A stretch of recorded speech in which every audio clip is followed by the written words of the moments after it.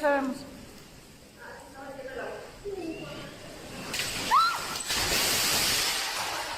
Es la respuesta del por qué cuando me preguntan a mí, arquitecto, ¿usted por qué no pone ventanales grandes así como los que se ven en Pinterest o los arquitectos que ponen ventanales de doble altura? ¿Por qué usted no? Ah, pues mire, ahí está la razón. Y es que, aparte de eso, yo tengo 4 razones del por qué yo en mis proyectos, no digo que esté mal, pero esta es mi verdad. Yo en mis proyectos no pongo este tipo de ventanales en donde esta es la escala humana y este es el ventanal en doble altura. Iniciando por el factor del clima. Yo entendería que uno ponga ventanales de doble altura como estos que estás viendo en imagen cuando tienes un clima templado y quieres que cuando salga el sol, como la canción, entre y caliente el espacio. Porque yo no entiendo el por qué esos ventanales los ponen en climas como el de Monterrey o lugares en donde hace mucho calor. De que se ven bonitos, se ven preciosos, yo no les peleo eso. El detalle es que el diseño tiene que ser funcional. Antes incluso de que sea estético, el diseño tiene que ser funcional. Regla básica. Porque para tener ese tipo de ventanales tendrías que tener un volado proporcional a que cuando esté el sol en su máximo esplendor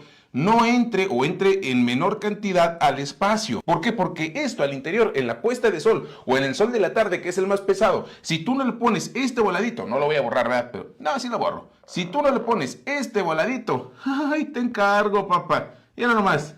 Todo el sol entrando y aquí uno asándose. En segundo lugar, el mantenimiento. ¿Esto cuántas veces crees que se lava o se limpia a la semana?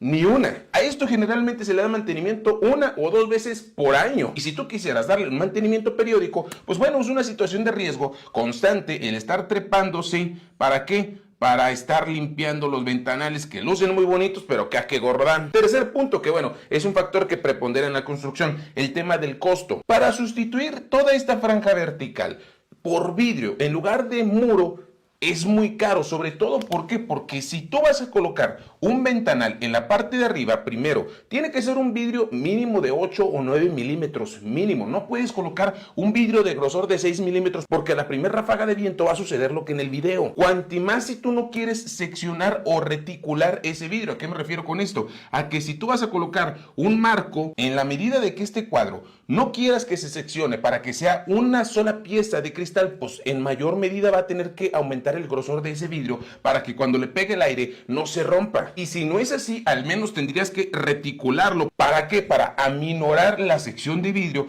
que recibe el impacto de las ráfagas. Aunque bueno, si tú le sigues poniendo un grosor delgado, esa madre se va a quebrar. Entonces, para poner este tipo de cosas y contrarrestar el tema del clima y no el del mantenimiento, porque el del mantenimiento se le tiene que dar. Contrarrestar el que esto sea un puente térmico es muy caro, primero por el grosor del vidrio y segundo por la composición del material, porque yo en este caso no sugeriría colocar aluminio, sino colocar PVC, y hacer cancelería de PVC es muy caro. ¿Por qué? Porque ya no es por ensamblaje, sino es por aleación. Que bueno, eso te lo puedo explicar en otro video. Pero de momento lo que tienes que entender es que para que esto no sea un horno en verano, aquí le vas a tener que inyectar un muy buen billete. Y cuarto punto, que es el que yo creo que es el más incongruente o el que yo no le entiendo a los arquitectos que ponen este tipo de ventanales, es que yo entendería que si tú pones estos ventanales es porque afuera tienes el Taj Mahal enfrente de ti, y que lo quieres ver constantemente, o a un bosque o algo precioso, algo digno de estar presenciando constantemente. Pero si contrario a esto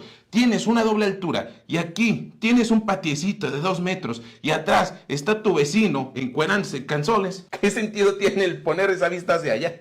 O sea, ¿qué sentido tiene el poner un ventanal de doble altura hacia atrás? Pero esa es mi verdad, esa es mi lógica. Si tú dices, no, ¿sabes qué? Yo como quiera quiero ver detrás, aunque yo esté aquí pegado y esté voltando hacia arriba, desnucándome, yo quiero que mi fachada trasera luzca con un ventanal de doble altura, muy respetable, ¿verdad? Yo respeto, pero cuando te des cuenta que estos 4 puntos son factores para poder sentarnos a debatir de si esto es factible o no. No sentarnos a debatir si esto es bonito o no, porque en lo estético siempre hay mucha ambigüedad, pero estos 4 puntos los podemos debatir sin ningún problema para ver si esto es factible o no. Pero bueno, al menos desde mi punto de vista, en la ciudad de Monterrey como en sus alrededores, pues este tipo de cosas no son muy factibles. En tu casa hay 3 principales puentes térmicos por los cuales se te está filtrando el frío y el calor. El día de hoy te voy a hablar de uno de ellos, las ventanas, y cómo puedes controlar la temperatura al interior de tu vivienda. Acompáñame.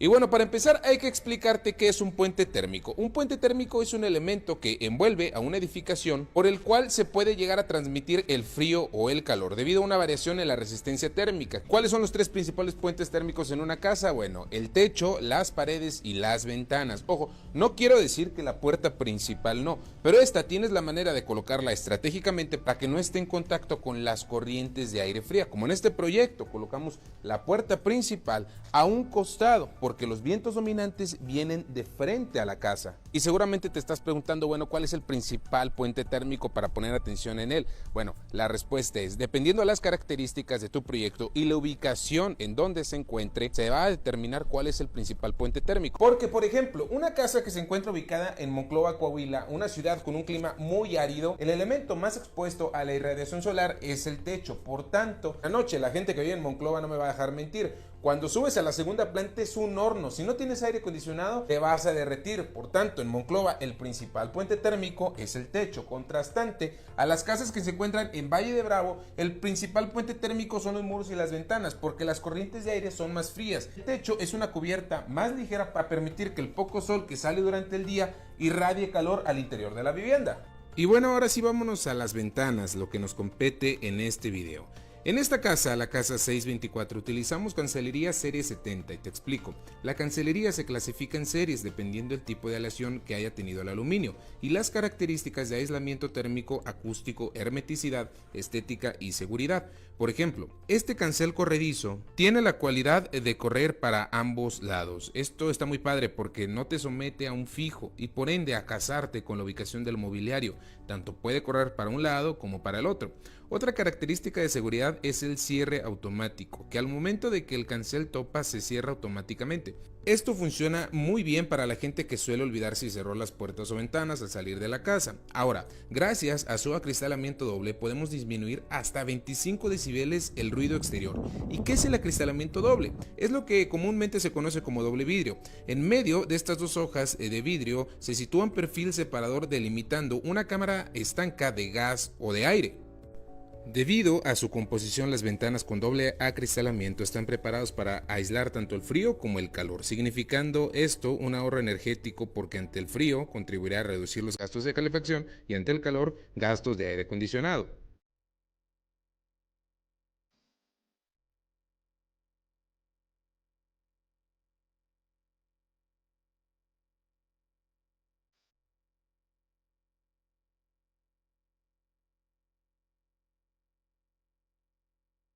Hoy, como siempre, espero que este video haya sido útil y de tu agrado. Quiero invitarte a que nos sigas en todas nuestras redes sociales porque constantemente estamos compartiendo contenido de esta índole, contenido de todos nuestros proyectos y más. Gracias y hasta el siguiente video.